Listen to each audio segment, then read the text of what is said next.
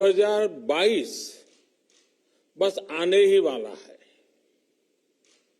आप सभी 2022 के स्वागत की तैयारी में जुटे हैं, लेकिन उत्साह और उमंग के साथ ही ये समय सचेत रहने का भी है। आज दुनिया के कई देशों में कोरोना के नए वेरिएंट ओमिक्रॉन की वजह से संक्रमण बढ़ रहा है। भारत में भी कई लोगों के ओमिक्रॉन से संक्रमित होने का पता चला है। मैं आप सभी से आग्रह करूंगा कि पैनिक न करें।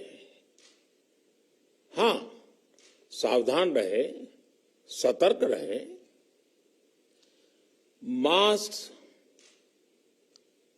उसका भरपूर उपयोग करें और हाथों को थोड़ी थोड़ी देर पर धुलना, इन बातों को हमें भूलना नहीं है। आज जब वायरस म्यूटेट हो रहा है तो हमारी चुनौतियों का सामना करने की ताकत और आत्मविश्वास भी मल्टीप्लाई हो रहा है। हमारी इनोवेटिव स्पिरिट भी बढ़ रही है। आज देश के पास 18 लाख आइसोलेशन बेड्स हैं, 5 लाख ऑक्सीजन सपोर्टेड बेड्स हैं, 1,40,000 आईसीयू बेड्स हैं। आईसीयू और नॉन आईसीयू बेड्स को मिला दें तो 90,000 बेड्स विशेष तौर पर बच्चों के लिए भी हैं। आज देश में 3,000 से ज्यादा पीएसए ऑक्सीजन प्लांट्स काम कर रहे हैं। 4 लाख ऑक्सीजन सिलेंडर्स देश भर में दिए गए हैं। राज्यों को जरूरी दवाओं की बफर डोज तैयार करने में सहायता की जा रही है। उन्हें पर्याप्त टेस्टिंग किट्स भी मुहैया कराई जा रही है। साथियों, कोरोना वैश्विक महामारी से लड़ाई का अब तक का अनुभव यही बताता है कि व्यक्तिगत स्तर पर सभी दिशा निर्देशों का पालन कोरोना से मुकाबले का बहुत बड़ा हथियार है। और दूसरा हथियार है वैक्सीनेशन। हमारे देश ने भी इस बीमारी की गंभीरता को समझते हुए बहुत पहले वैक्सीन निर्माण पर मिशन मोड में काम करना शुरू कर दिया था।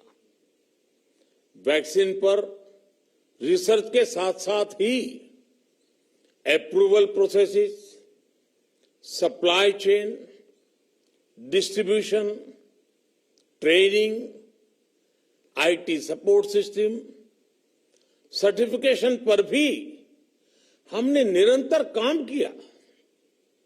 इन तैयारियों का ही नतीजा था कि भारत ने इस साल 16 जनवरी से अपने नागरिकों को वैक्सीन देना शुरू कर दिया था।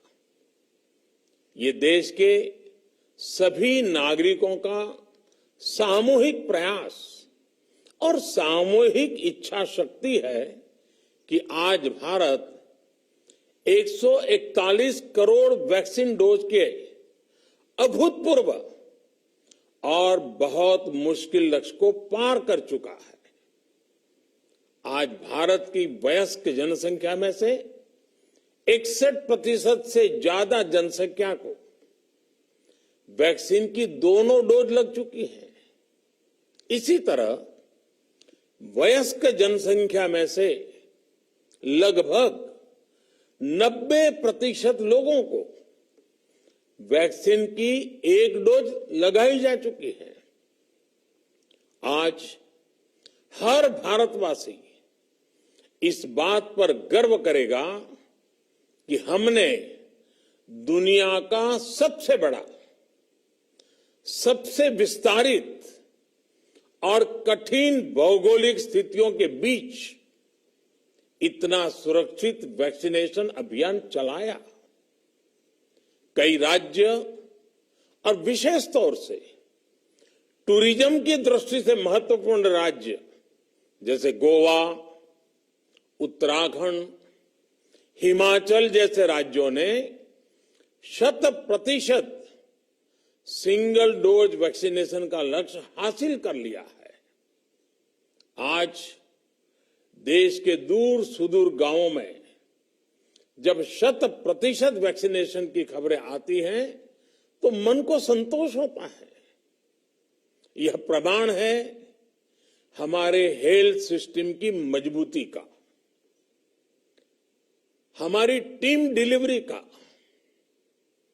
हमारे हेल्थ केयर वर्कर्स के डेडिकेशन और कमिटमेंट का, और देश के सामान्य मानवी के अनुशासन और विज्ञान में उनके विश्वास का। हमारे देश में जल्दी ही नेजल वैक्सीन और दुनिया की पहली डीएनए वैक्सीन भी शुरू होगी।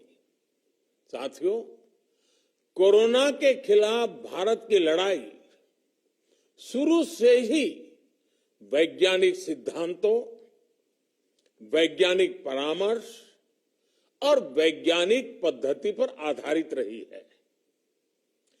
पिछले 11 महीने से देश में वैक्सीनेशन अभियान चल रहा है।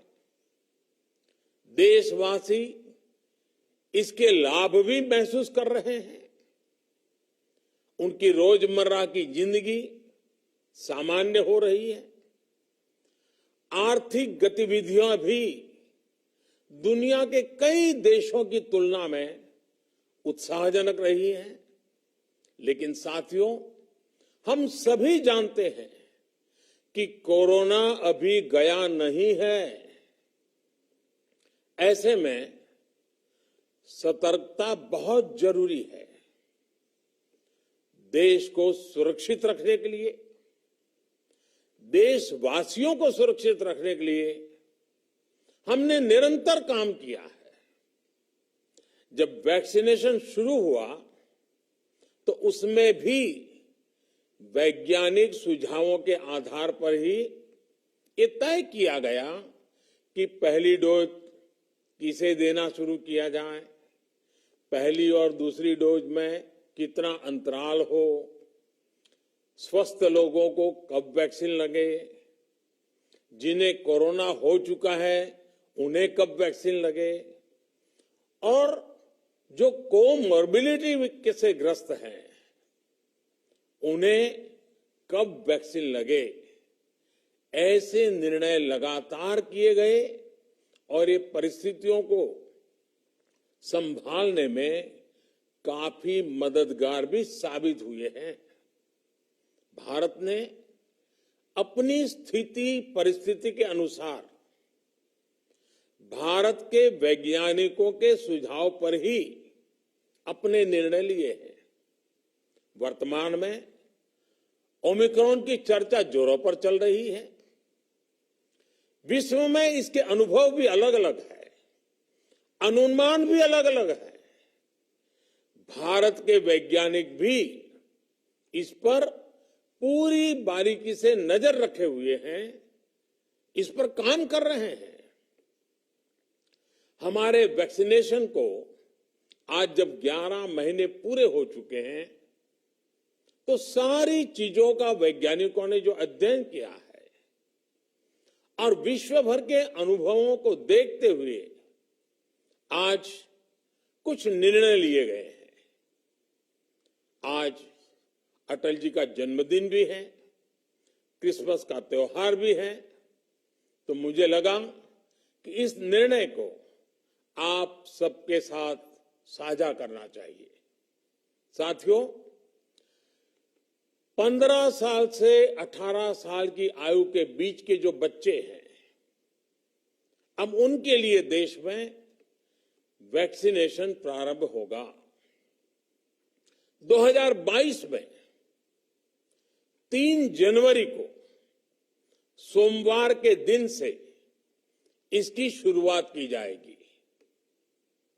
ये फैसला कोरोना के खिलाफ देश की लड़ाई को तो मजबूत करेगा ही, स्कूल कॉलेजों में जा रहे हमारे बच्चों की और उनके माता पिता की चिंता भी कम करेगा। साथियों, हम सबका अनुभव है कि जो कोरोना वॉरियर्स हैं, हेल्थ केयर और फ्रंटलाइन वर्कर्स हैं, इस लड़ाई में देश को सुरक्षित रखने में उनका बहुत बड़ा योगदान है। वो आज भी कोरोना के मरीजों की सेवा में अपना बहुत समय बिताते हैं। इसलिए प्रिकॉशन की दृष्टि से सरकार ने निर्णय लिया है कि हेल्थ केयर और फ्रंटलाइन वर्कर्स को वैक्सीन की प्रिकॉशन डोज भी प्रारंभ की जाए। इसकी शुरुआत 2022 में 10 जनवरी सोमवार के दिन से की जाएगी। साथियों, कोरोना वैक्सीन का अब तक का ये भी अनुभव है कि जो अधिक आयु वाले हैं और पहले से ही किसी न किसी गंभीर बीमारी से पीड़ित है, उन्हें प्रिकॉशन लेना सलाह योग्य है। इसको ध्यान में रखते हुए 60 वर्ष से ऊपर की आयु के कोमॉर्बिडिटी वाले नागरिकों को उनके डॉक्टर की सलाह पर वैक्सीन की प्रिकॉशन डोज का विकल्प उनके लिए उपलब्ध होगा।